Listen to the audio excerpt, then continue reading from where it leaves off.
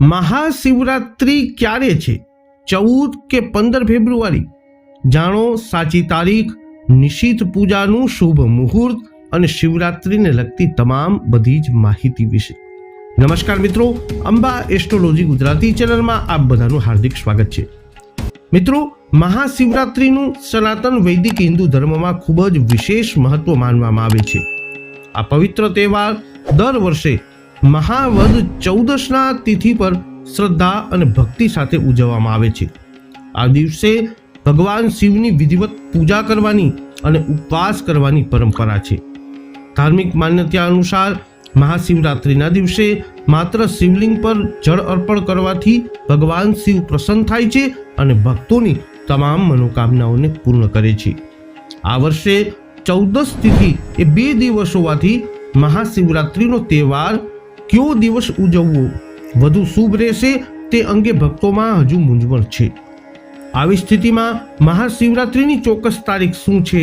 આ 4 પ્રહરમાં શિવલિંગ પર જળાભિષેક માટે શુભ મુહૂર્ત કયું છે અને આ તહેવારનું ધાર્મિક અને આધ્યાત્મિક મહત્વ શું છે તે જાણવું જરૂરી બની જાય છે.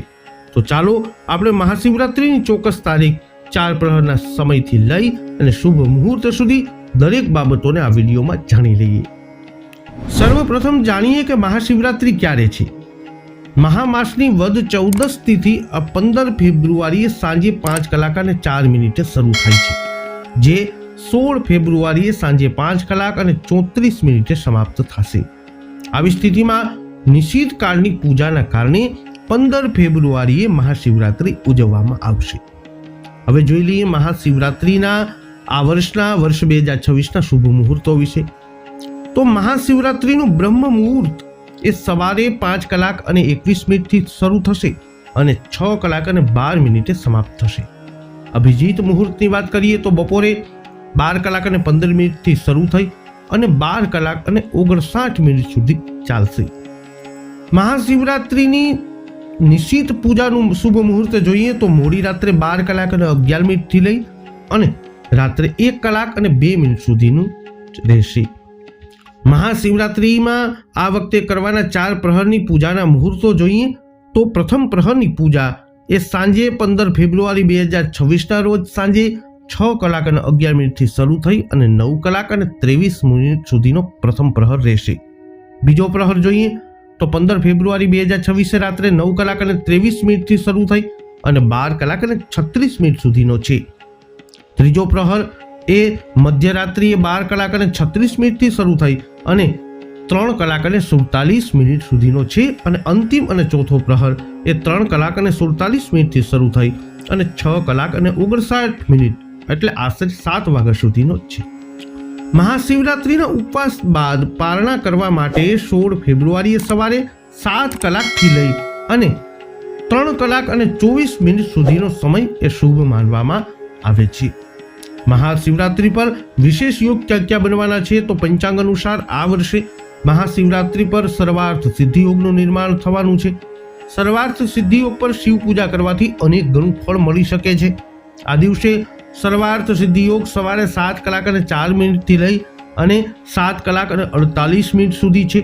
આ સિવાય વ્યતિપાત યોગ 16 ફેબ્રુઆરી વહેલી સવારે 2:47 સુધી અને શ્રાવણ નક્ષત્રમાં ઉત્તરાષાઢ સાથે રહેશે. મહાશિવરાત્રિ 2026માં કઈ પૂજાની સામગ્રીઓ લઈ અને આપણે ભગવાન શિવની પૂજા કરવી જોઈએ તો ભગવાન શિવની પૂજા માટે આ દિવસે કેટલીક વિશેષ સામગ્રીનો ઉપયોગ કરવાનું ખૂબ જ મહત્વ છે.